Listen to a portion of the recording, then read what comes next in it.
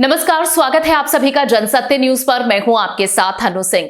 इस वक्त देश में कई बड़े मुद्दे हैं जो कि उबाल मार रहे हैं, चाहे एलएसी पर चीन से जारी भारत का तनाव हो, कोरोना वायरस के चलते अर्थव्यवस्था के चौपट हालात हों, देश में कोरोना वायरस के बढ़ते केसेस हों, या फिर अन्य कई मामले जो कि आज संसद का मॉनसून सत्र सोमवार से जो शुरू हो रहा है उसमें भले ही विपक्ष को ये मुद्दे उठाने के लिए आधे घंटे का समय मिला हो सरकार से सवाल पूछने के लिए, लेकिन सत्ताधारी पार्टी के बड़े नेता से आज बात करने के लिए जनसत्य न्यूज के पास एक लंबा समय है और हम बात करेंगे इस विषय पर बीजेपी के वरिष्ठ नेता और राष्ट्रीय उपाध्यक्ष श्याम जाजू जी से। श्याम जी, आपका बहुत बहुत स्वागत है जनसत्य न्यूज पर।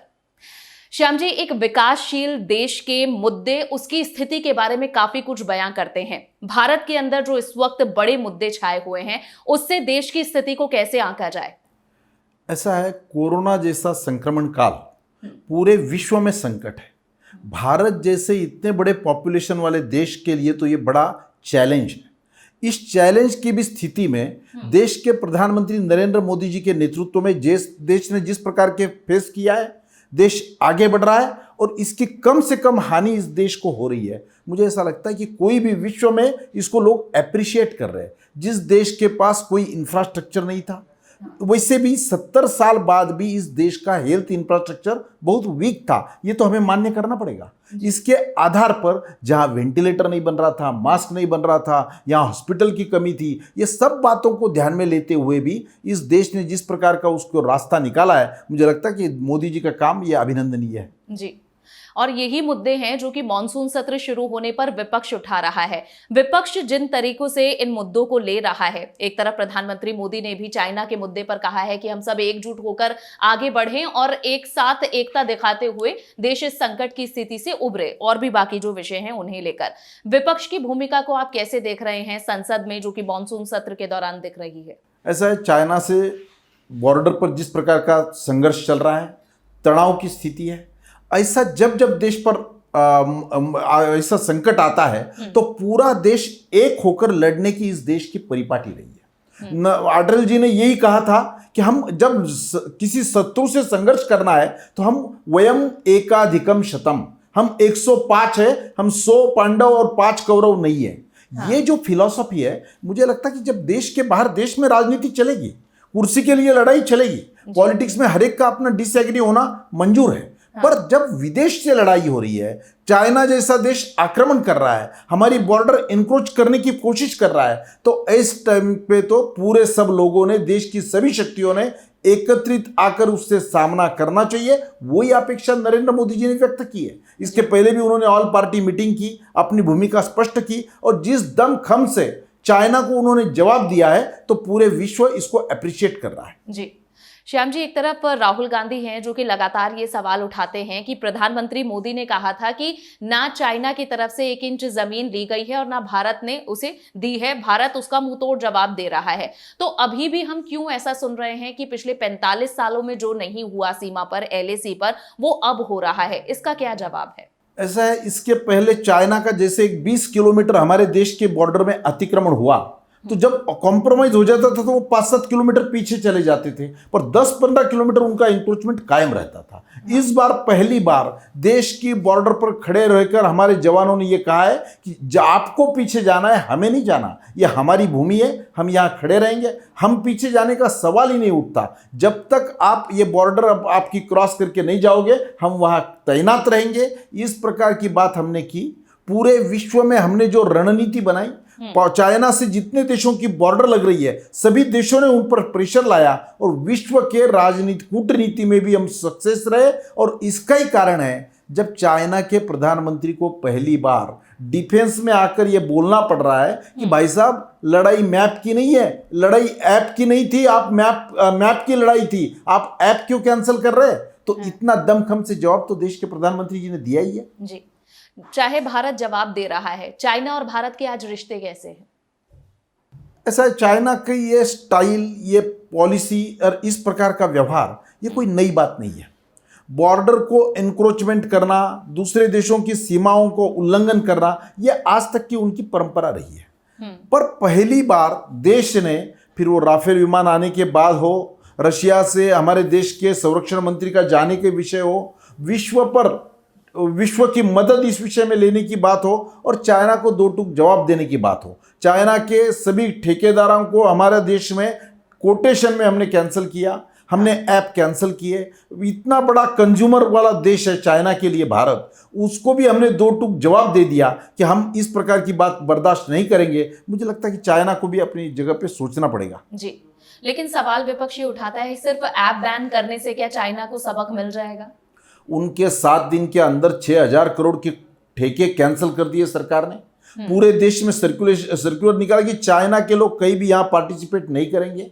तो मुझे लगता है ये सब बातें आखिर विश्व के आर्थिक जगत में उसमें क्या कर सकते क्या नहीं कर सकते, ग्लोबल इकोनॉमी है, खुली इकोनॉमी का जमाना है। तो उसमें उसकी मर्यादाएं और संकेतों का ध्यान रखते हुए भी, क्योंकि भाई हमारा भी तो माल, हमारा भी सामान विदेशों में एक्सपोर्ट होता है, ये सब बातों का ध्यान रखते हुए सरकार ने बैलेंस भूमिका ली है और इस विषय में सब लोगों को साथ ले जाकर हम चाइना को सबक सिखाएंगे, इसी भूमिका पे सरकार कायम है। जी श्याम जी, चाइना की तरफ से एलएसी पर जो चैलेंज है, आपने कहा कि देश उससे निपट रहा है, सरकार उससे निपटने के लिए अग्रणी भूमिका निभा रही है, लेकिन चाइना की तरफ से एक और बड़ी चुनौती पूरे विश्व के लिए आई, वो है कोरोना वायरस। लेकिन देश उससे कैसे उबर रहा है या जूझ रहा है, तो देश की कोरोना स्थिति को आप कैसे देख रहे हैं, सबसे पहले बताएं। ऐसा है, कोरोना ये किसी ने कभी फोरकास्ट भी नहीं किया था, इस प्रकार का संकट है। भारत में लोक संख्या की घनता, यहाँ की पॉपुलेशन, यहाँ का हेल्थ का इंफ्रास्ट्रक्चर, ये सब बातें हमें मालूम है।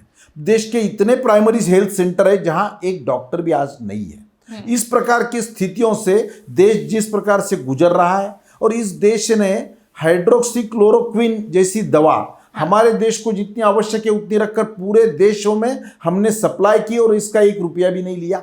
इस देश में मास्क नहीं बन रहा था, ये मोदी जी ने पहली बार होममेड मास्क की कल्पना पूरे देश में, विश्व में एस्टेब्लिश की। और इस देश का गरीब आदमी N95 मास्क नहीं यूज कर सकता, तो घरों में बनाए हुए मास्क महिलाओं ने अपने घरों में बनाए, और आज हम रास्ते पर देख रहे हैं सब लोग घरों में बनाए हुए मास्क ले रहे हैं। यहाँ पर वेंटिलेटर एक भी नहीं बन रहा था, अभी वेंटिलेटर बन रहे हैं, हमारे देश की आवश्यकता ध्यान रखकर हम उसको एक्सपोर्ट भी कर रहे हैं। तो मुझे लगता है ये सब बातों में हॉस्पिटल्स के बेड बढ़ाने की बात हो और इस देश में लोगों का इस विषय में धाड़स बंधाने का काम हो, मोदी जी ने बहुत अच्छा काम इसमें किया है और उसी के कारण कोरोना आज कंट्रोल में है। ये तो एक चेहरा हुआ श्याम जाजू जी इस कोरोना का, जो आपने जिस तरह से प्रधानमंत्री ने भी कहा था कि हम संकट को अवसर में तब्दील करेंगे, और आप बता रहे हैं कि कैसे अवसर बना है। लेकिन दूसरा चेहरा ऐसा है कि लोगों की नौकरियां गई हैं, अर्थव्यवस्था चौपट हुई है। जिस तरह मैं एक उदाहरण केंद्र सरकार का ही दूंगी कि एक जॉब पोर्टल स्टार्ट किया था जिसमें तकरीबन 40 दिन के अंदर 70 लाख से ज्यादा एप्लीकेशन आए थे जॉब के लिए। तो ये दिखाता है कि कितना ज्यादा जॉब लॉस हुआ है। तो इसके लिए सरकार क्या कर रही है?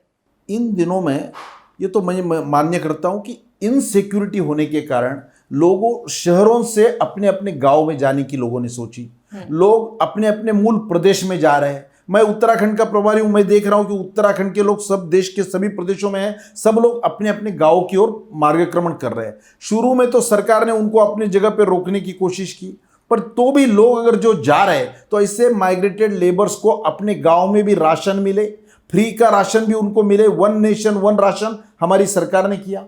सभी लेबर्स को पहुंचाने के लिए रेलवे छोड़ी और सभी सरकारों को कहा भी कोई भी पैदल चलने वाला आदमी आपको नहीं दिखेगा तो उसको उसके गांव तक छोड़ने का दायित्व आपके स्टेट का है, ये भी सरकार ने किया। अभी ऐसा है, इस प्रकार का इतना बड़ा संकट जब आता है तो स्वाभाविक रूप से सभी राज्य सरकारों को यह कहा है कि देश दूसरे प्रांतों से जो लोग आपके प्रदेश में आए हैं उनको एस्टेब्लिश करना, वो अपने गांव में भी उनको कुछ ना कुछ रोजगार मिले, इसके लिए काम करना। मनरेगा में भी 20 रुपया पर डे का बढ़ाकर उनके काम जो साल में मैक्सिमम 100 दिन देते थे उसमें भी वृद्धि कर सरकार ने वो भी किया है। आत्मनिर्भर का पैकेज के माध्यम से रेहड़ी पटरी वालों को पहली बार कोई बगैर एनी गारंटर और बगैर एनी मॉर्गेज लोन देने की व्यवस्था सरकार ने की है। तो मुझे लगता है कि किसान हो, किसान में काम करने वाला मजदूर हो, गांव में रोजगार पर खड़ा होने वाला आदमी हो, सबके लिए सरकार सोच रही है। 20 लाख करोड़ का जो पैकेज दिया, 3 लाख करोड़ तो मदद के रूप में गया, पर 17 लाख करोड़ के पैकेज में स्किल इंडिया, लोगों को अपने पैर पर खड़ा करना, लोगों को रोजगार उपलब्ध करना, इस सब बातों का प्रावधान है। और धीरे धीरे आर्थिक बातें कोई भी एक रात में तैयार नहीं होती, उसके रिजल्ट दिखने में टाइम लगता है। पर भारत जैसे देश में इस विषय को लेकर एक भी आत्महत्या नहीं हुई, लोग खड़े हैं और लोग इसको फेस कर रहे हैं। अपने आप में यह बहुत बड़ी बात है। आपने कहा, लेकिन कुछ आंकड़े अभी भी एनसीआरबी के भी कुछ ऐसे आंकड़े आए हैं जिसमें जो खुदकुशी के जो आंकड़े हैं वो बढ़े हैं नौकरी पेशा श्रमिक मजदूरों के ज्यादा बढ़े हैं बनस्पत की किसानों के। तो क्या आपको लगता है कि ये जो कोरोना की वजह से जो स्थिति विकसित हुई है, जो कि पूरे विश्व में है, भारत में नौकरी पेशा लोगों पर उसका असर पड़ा है? इकोनॉमी के सभी जगत पे इसका असर पड़ा है। जब देश की इतनी बड़ी इकोनॉमी जब रुक जाती है तो व्यापारी है, इंडस्ट्रियलिस्ट है, लेबर है, किसान है, सबके, जब टूरिज्म इंडस्ट्री बंद हो गई तो होटल्स बंद हो जाएंगे, गाड़ियां बंद हो जाएगी, लोगों का रेस्टोरेंट में जाना बंद हो जाएगा, लोगों का बाहर का खर्चा बंद हो जाएगा। इसका असर सब पर है। रेलवे बंद है, प्लेन बंद है, तो लोग कहाँ जाएंगे, कहाँ माल भेजेंगे? लोगों के सबके जीवन में मर्यादा तो जरूर आई है, पर ये होते हुए भी लोगों को इसका सामना करने के लिए तैयार करना और अवेलेबल सिचुएशन का आकलन करके आगे जाने के लिए सरकार ने क्या क्या करना चाहिए, इस प्रकार के सभी राज्यों से, मुख्यमंत्रियों से सुझाव लेकर, उनसे सलाह मशवरा कर सरकार आगे जा रही है, दमदारी से आगे जा रही है। जी श्याम जी, एक तरफ कांग्रेस ये भी कह रही है कि अर्थव्यवस्था की जो स्थिति है, जहां जीडीपी का हम फॉल देख रहे हैं, इसमें ये कहा जा रहा है कि पहले ही ढलान पर अर्थव्यवस्था थी और कोरोना ने धक्का मार दिया तो अर्थव्यवस्था माइनस में चली गई। आप किस तरह से देख रहे हैं देश की अर्थव्यवस्था को? देश की अर्थव्यवस्था में लोग अपने बलबूते पर खड़े होने चाहिए और यहाँ के लोगों को उसमें से रोजगार उपलब्ध करना चाहिए। केवल सरकारी नौकरी देना यानी रोजगार उपलब्ध करना, ये मोदी जी की कंसेप्ट नहीं है। लोगों पहली बार मुद्रा बैंक योजना के माध्यम से लोगों को लोन 10,000 रुपए से लेकर 50 लाख रुपया तक लोन देने की व्यवस्था इस सरकार ने की। बैंकों को इस प्रकार के जो स्किल इंडिया में काम करने वाले लोग हैं, ये अगर अपना लोन एक साल में ठीक ढंग से अगर रेमिट करते हैं तो उनका ब्याज भी माफ करने की व्यवस्था इस सरकार ने की। तो जगह जगह पे जिसके कारण रोजगार की निर्मित हो और लोगों को कुछ ना कुछ उपजीविका का साधन मिले, इसलिए सरकार बड़ी फ्लेक्सिबल है। स्किल इंडिया ये पहली बार इतने बड़े पैमाने पर काम कर रही है। जिस देश के वेटर, फिटर, ट्यूटर, ये सब प्लम्बर, ये सब काम करने वाले लोग हैं, हमारे पास मेहनत करने के लिए लोग तैयार है, टैलेंट भी है, पर उनको स्किल्ड कर देश विदेशों में भी भेजने का काम करने के लिए इस सरकार ने यह मंत्रालय भी बड़ी ताकत से चलाया है। और मुझे ऐसा लगता है कि इन सब बातों का कलेक्टिव परिणाम यह रहेगा कि आने वाले दिनों में इसके बहुत अच्छे रिजल्ट हमें दिखने वाले हैं। जी, आपने कहा आने वाले दिनों में अच्छे परिणाम दिखेंगे, लेकिन आने वाले दिनों को आप कैसे देख रहे हैं? कोरोना तो अभी देश में हाइक पर है इस वक्त, आज भी 94,000 से ज्यादा केसेस हैं और कई मायनों में हम विश्व में पहले नंबर पर हैं कोरोना के, चाहे एक्टिव केस हों, 24 घंटे में सबसे ज्यादा केसेस आने वाले हों। तो कैसे आप फिर भविष्य को देख रहे हैं, क्योंकि समस्या तो अभी और भी बढ़ रही है?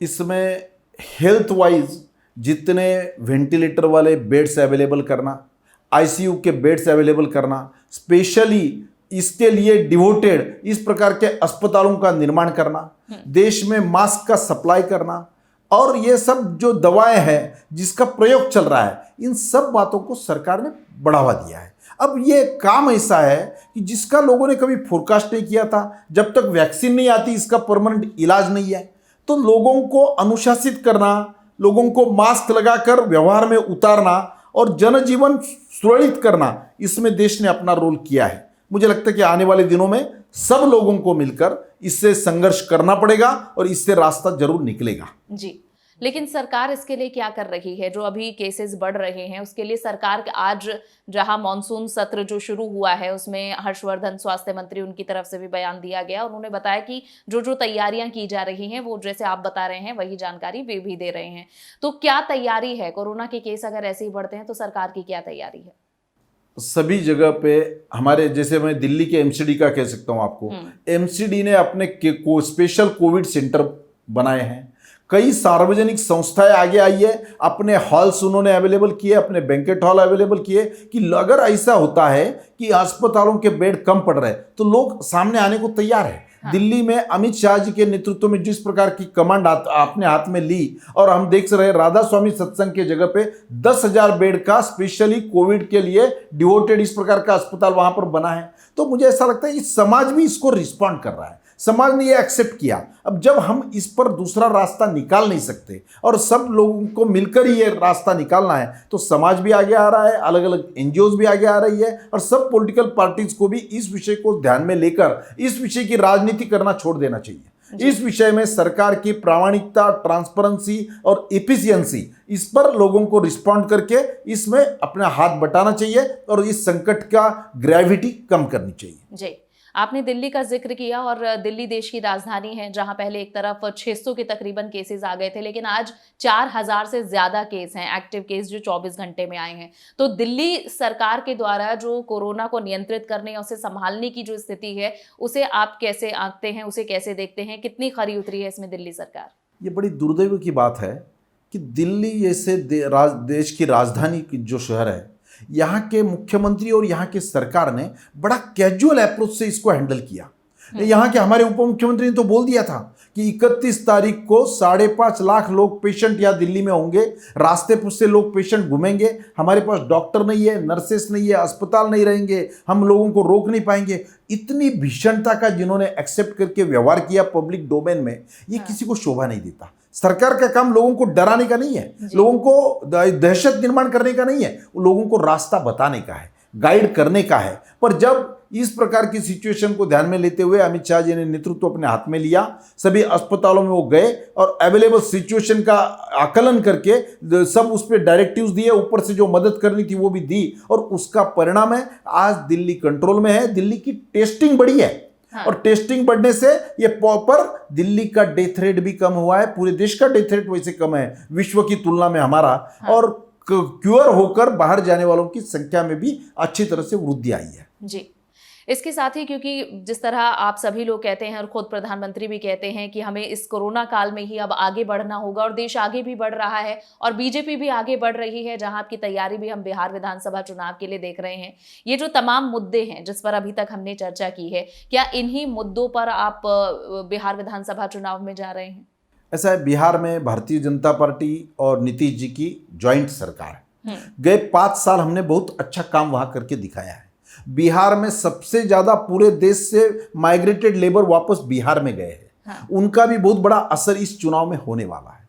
तो हमारे काम के और परफॉर्मेंस के आधार पर, और केंद्र सरकार ने जितना ध्यान, बिहार एक प्रकार से अविकसित राज्यों में आता है, तो ऐसे राज्यों के लिए जो केंद्र ने ध्यान दिया है, इन सब के आधार पर, और वैसे भी बिहार तो हमारा पुराना कैडर है, तो नीतीश जी के नेतृत्व में हम चुनाव वहां पर लड़ रहे हैं, और ये कोरोना के कार्यकाल में भी बिहार में बहुत अच्छा काम किया है। तो इन सब के आधार पर वर्चुअल मीटिंग, नई जो कार्य पद्धति है राजनीति की, अभी हमने अमित शाह जी की एक वर्चुअल रैली वहां पर हुई, हम इमेजिन नहीं कर सकते थे। 95 लाख लोगों ने अपने घरों में बैठकर उसको देखा है। ये पहली बार हमने देश के इतिहास में वर्चुअल रैलीज का भी सिस्टम हमने शुरू किया, और आज हम सब उसको फॉलो कर रहे हैं। तो ये आज के सिचुएशन में तो लोगों को डिस्टेंस रखना है, रैली नहीं करनी है, मैक्सिमम की 50-100 की लिमिट है। तो इन सब के आधार पर अवेलेबल सिचुएशन को ध्यान में लेते हुए हमने रास्ता निकाला है, और मुझे कॉन्फिडेंस है बिहार में निश्चित रूप से हमारी सरकार आएगी। जी, क्या इन सभी के अलावा बिहार में सुशांत सिंह राजपूत का मुद्दा भी रहेगा? क्योंकि बिहार में पोस्टर लग रहे हैं बीजेपी की तरफ से कि ना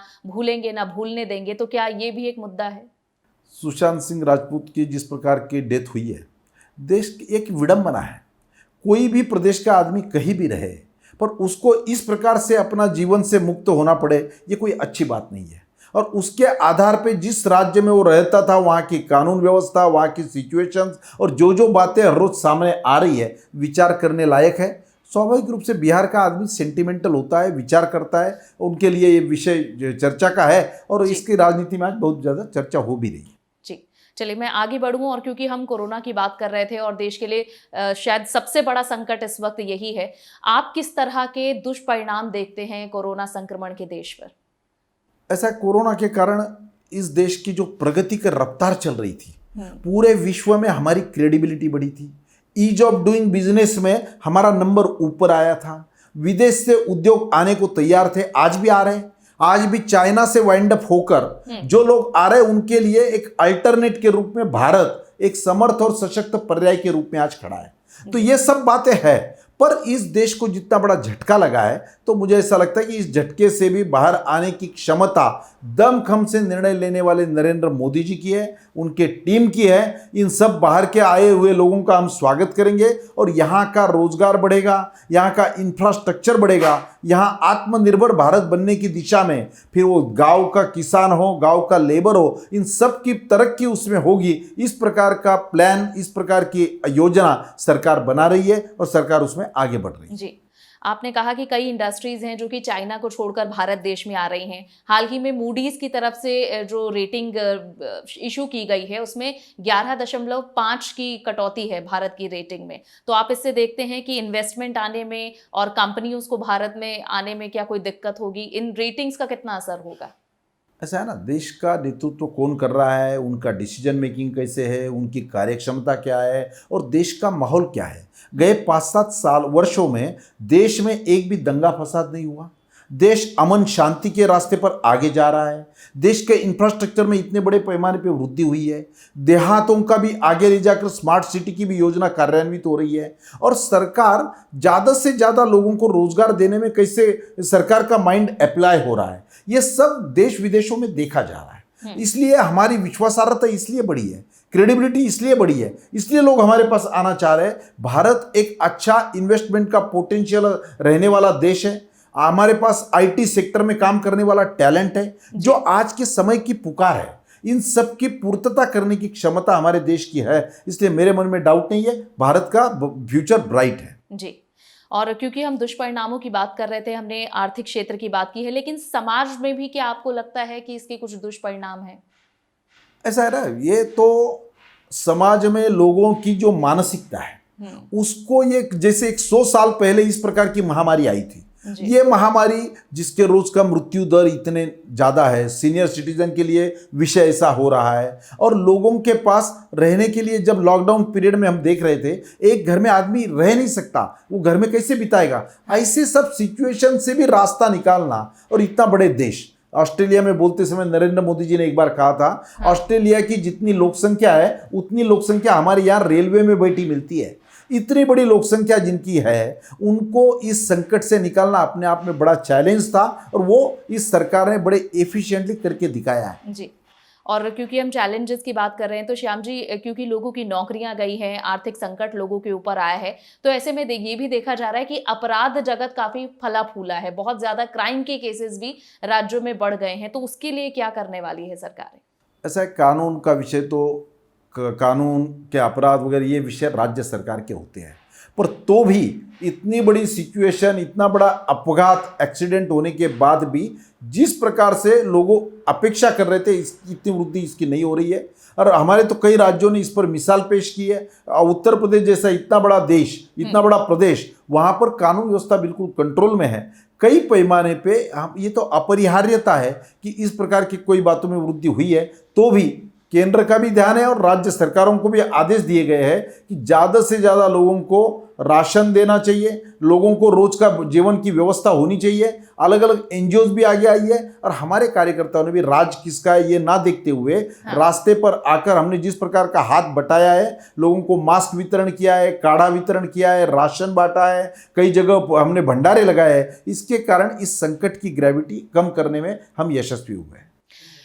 श्याम जी, काफी ये भी देखा गया है कि कई राज्यों में अपराध क्षेत्र में काफी वृद्धि हुई है, क्योंकि लोगों को आर्थिक संकट आए तो ऐसे में कई लोगों ने इसका फायदा उठाया है।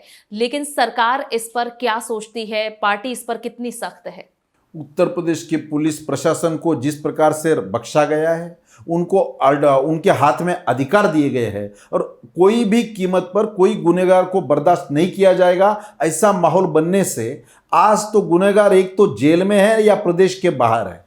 इतनी दहशत वहां के सरकार ने बिठाने में सरकार यशस्वी हुई है। अभी अभी जो वहां पर वो दुबे जी का जो कांड हुआ है, वो ऐसे एक नहीं हुआ है, जगह जगह पे इस प्रकार के जो गुनहगार थे, जो एस्टेब्लिश थे और वहां के कारण उनके गुंडागर्दी के कारण पूरी कानून व्यवस्था संकट में आती थी। इन सब पर रास्ता निकालने के लिए बहुत ही डैशिंग कदम एक हिम्मत से, आत्मविश्वास से इस सरकार ने कदम उठाया है और उसका परिणाम है आज उत्तर प्रदेश भी एक अच्छे प्रदेशों में गिनने जा रहा है। लोग, वहाँ के इन्वेस्टर जो बाहर भाग रहे थे वो आज वहाँ पर रुक रहे हैं और वहाँ पर काम की निर्मित हो रही है।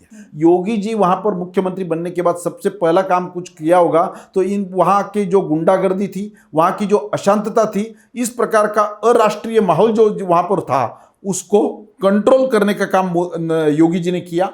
वहाँ के गुनहगार बाहर जा रहे हैं, वहाँ कितने पुलिस वालों ने इस प्रकार में कितने काउंटर हुए, कितने गुनहगार जेल में आज है और कोई प्रदेश छोड़कर बाहर जा रहा है, इसकी चर्चा पूरे देश में है। तो निश्चित रूप से उत्तर प्रदेश जैसा जो गुनहगारों के लिए, अशांति के लिए, कानून व्यवस्था के लिए जो बदनाम प्रदेश था, उसकी एक नई इमेज योगी जी के नेतृत्व में बनी है। और वहाँ पर लोगों को रोजगार मिलने के लिए सबसे ज़्यादा काम देश में कोई सरकार ने किया होगा तो वो उत्तर प्रदेश ने किया है। मुझे लगता है कि जहाँ भी रोजगार की निर्मित होती है, लोगों को उपार्जन के साधन बन जाते हैं, वहाँ गुनाहगारी अपने आप में कम होती है और उसमें रास्ता निकालने का काम उत्तर प्रदेश की सरकार कर रही है।